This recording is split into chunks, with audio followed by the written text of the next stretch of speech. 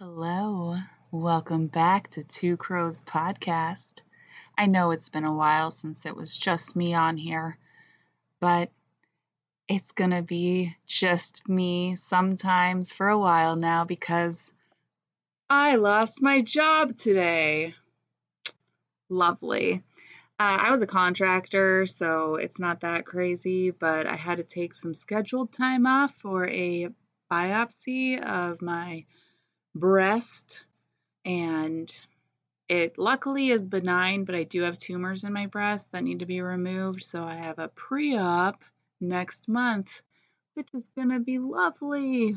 With the holidays coming up, I figured we could talk a little bit about how did these holiday traditions start?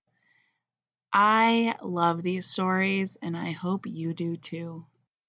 Evergreen tree, often a pine, spruce, or fir, decorated with lights and ornaments as a part of a Christmas festivity. Christmas trees can be fresh cut, potted, or artificial, and are used as both indoor and outdoor decorations. While the trees are traditionally associated with Christian symbolism, their modern use is largely secular. I know. Christian grandma really wants to believe that the tree somehow symbolizes Jesus or the cross, or I don't know. I know there were a lot of different things that my very Christian family tried to tell me that the tree symbolized, but to be true, all of our frickin' Christian traditions are housed in paganism. So many families, they place their presents at the foot of this magnificent tree. On Christmas Day, we look at those presents and we unwrap them and think, wow, this is because of Jesus' birthday? The use of the evergreen tree, wreaths and garlands to symbolize eternal life was a custom of the ancient Egyptians, Chinese, and Hebrews. Tree worship was among the pagan Europeans and survived through their conversion to Christianity. You see, a lot of the settlers that wanted to Christianize and colonize would try to get the people involved instead of massacring all of them and convert them instead. I live in Minnesota, where we have one of the largest Scandinavian congregations of people.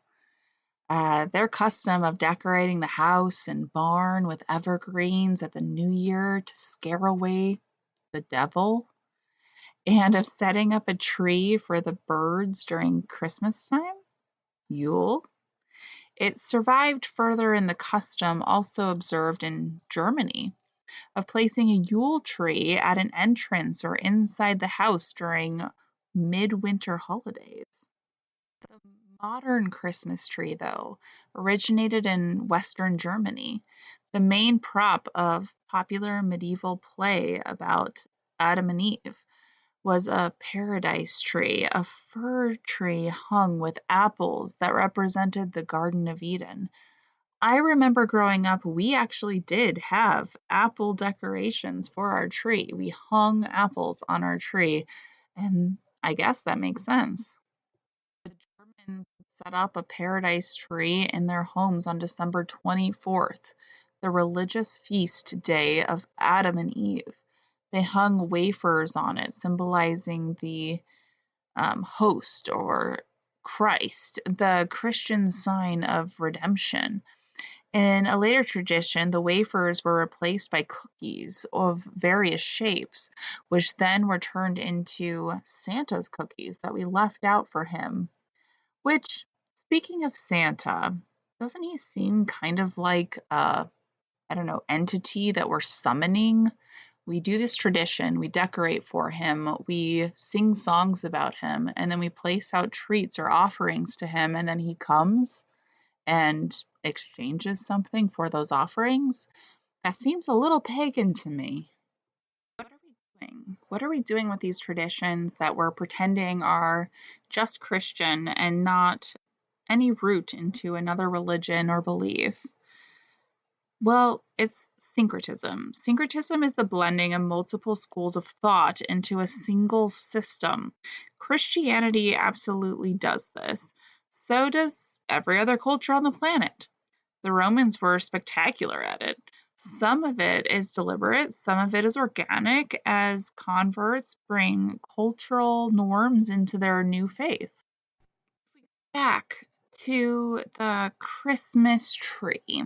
I really want to take a step even further back. And this is before really Christmas was a thing. This is where we get the Christmas tree from. I mean, one of them, which is fascinating to me that multiple pagan religions all celebrated similar things when they didn't really come in contact with each other. But let's go to the priestess Sybil. She would, through a transformation by the Greeks, be confused with and eventually known as the Sibyllus, the great goddess of Asia Minor and the oldest true goddess known from artifacts, predating the goddess of the Sumerian and Egyptians by at least 5,000 years. While there have been goddess figurines found which date to 30,000 years ago, they come to us without knowledge of their origin or character of the goddess they represent. A figurine found at Atal Huac, dating to 8,000 years ago, depicting the mother goddess squatting in the process of giving birth while flanked by two leopards. In later centuries, the leopards would be changed to lions. Leopards were considered female lions in ancient times. Her worship was originally combined with that of the Bull of Heaven, which is also prominently displayed at Katal Hayuk.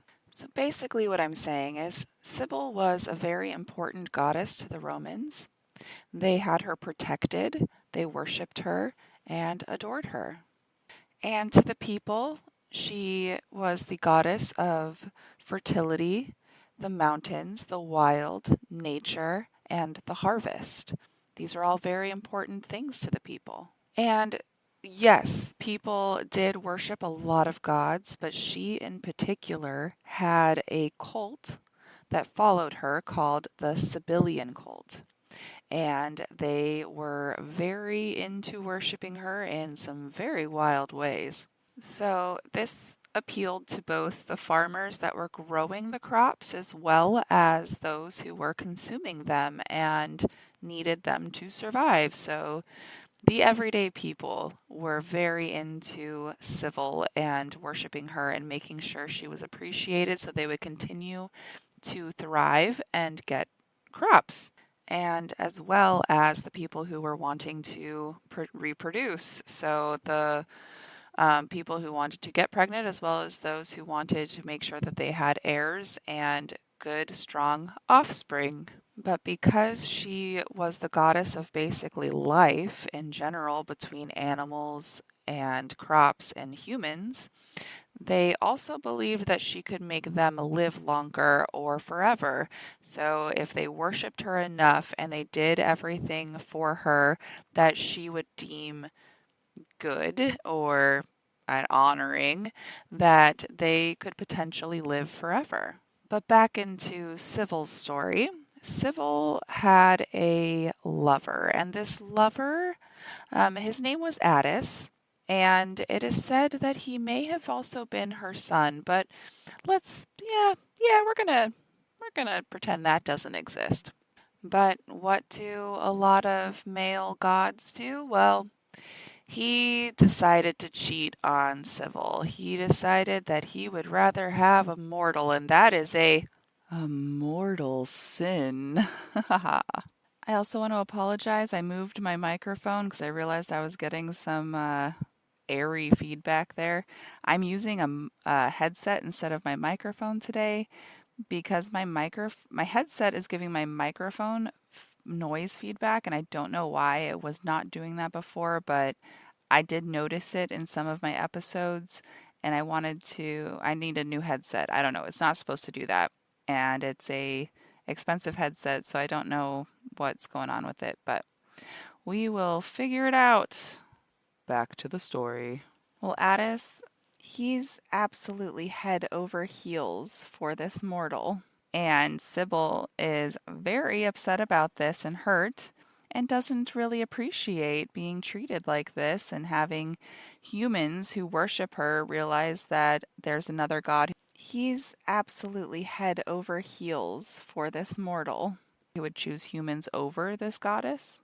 Well, they decide to go forward with the wedding, and while at the wedding doing their ceremony, Sybil comes in right before they actually tie the knot. And what does Addis do? He gets scared. He gets scared and he leaves. He leaves his bride there. He leaves his lover mother there. He just heads for the hills and, yeah, just leaves it all awkward. But where did Addis go? He just became a mountain man, ran up into the mountains, and decided to hide and go insane. His brain decided to go a little crazy. Which, hey, been there. Me in my Squishmallow mountain when my depression kicks in and I just need people to bring me snacks while I hide in my little cave. But it is said it wasn't only him just in his own thoughts, that Sybil was in there deciding to play little games, mind games, if you will, and making sure that he is miserable for the pain that he put her through. This is where I have a little warning. This gets gruesome. This gets gruesome. So if you are not into dismemberment, maybe skip forward a little bit. Okay. So Addis goes so crazy that he decides to chop off his own wiener. Yes, he does. Yes, he does. And no one knows why. That's just what he decided to do.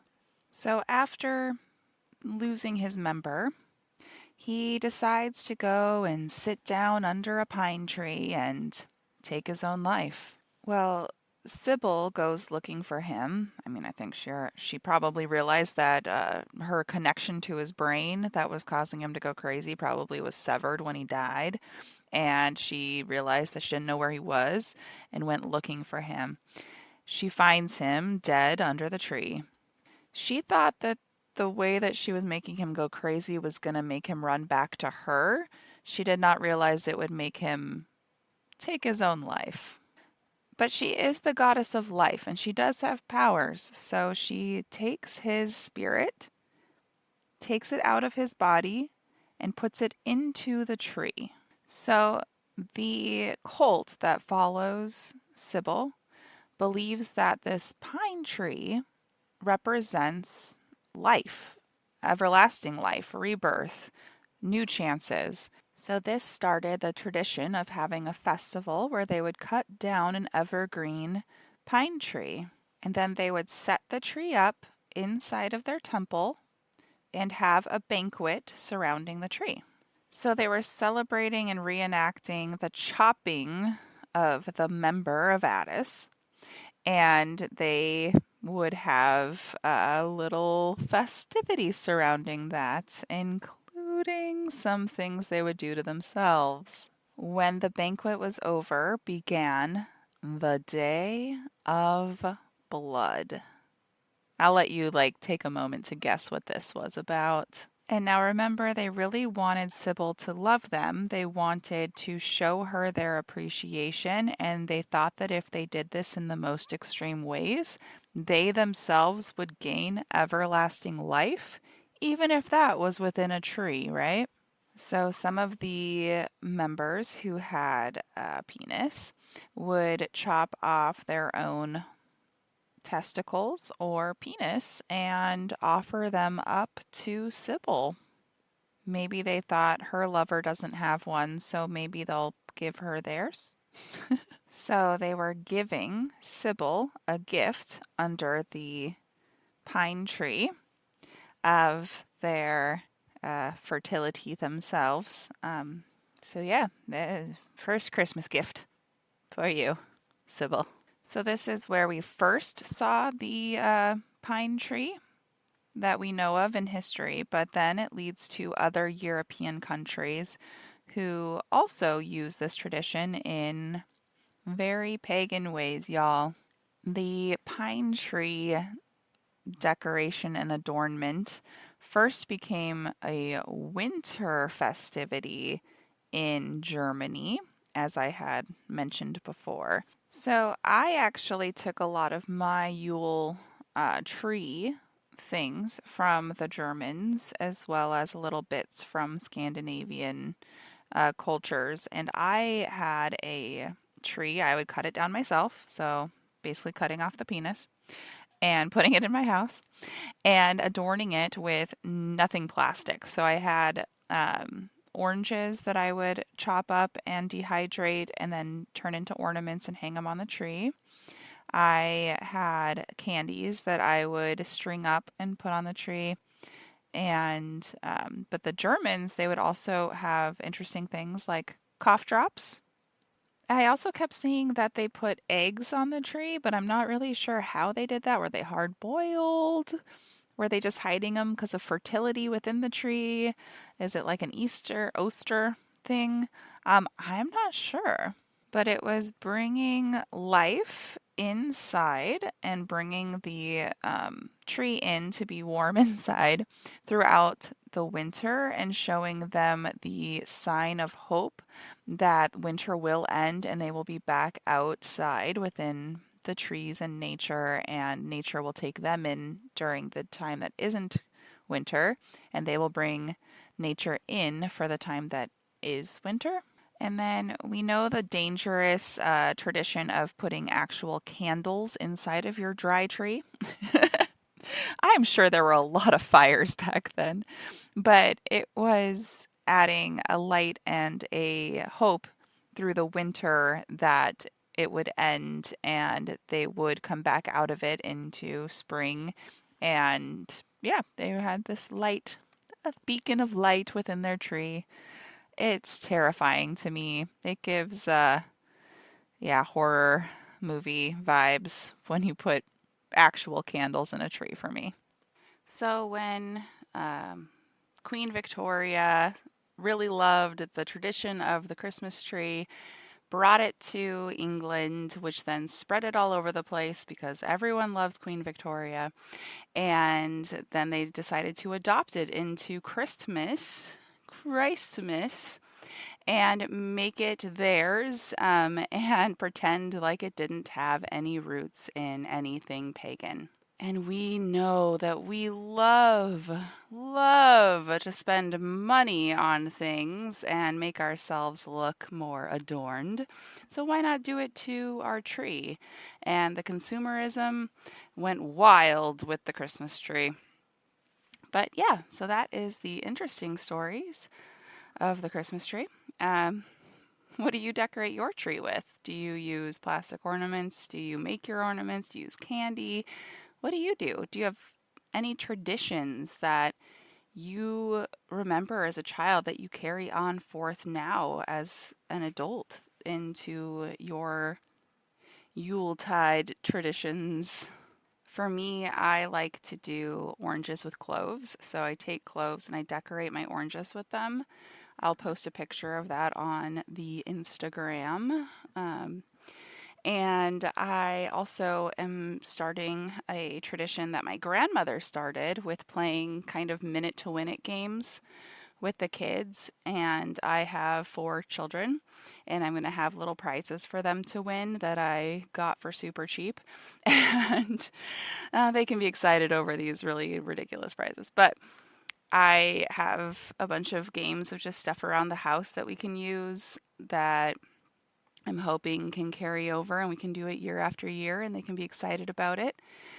And I'm trying to find a fun name for it. I'm just calling it reindeer games for right now, but I'm hoping to find a cute name that the kids could also pass down to whoever they celebrate with, whether it's their friends or whatever later on in life. But Traditions are something that we hold close to us, and I'd love to know yours. So if you can go either email me or go over to the YouTube, you'll be able to post what your Christmas or Yule traditions are, holiday traditions in general, winter traditions. I'd love to hear about them. I hope you enjoyed this super fun episode and have a very Merry Christmas. This should be coming out on Christmas Day. It is actually the solstice as I am recording this, and I am planning to go over to some lights and take some pictures of people and just offer my services so that I can edit them and figure out how to use my new lenses that I got for myself that I'm wrapping for myself for Christmas. I'm gonna pretend I've never used them before. Um, I hope you have happy holidays, happy new year, and that next year is better for all of us and the economy turns around. That would be lovely. All right. I love you all. Thank you so much for your time and dedication to my channel, and I'll see you next time. Crow out.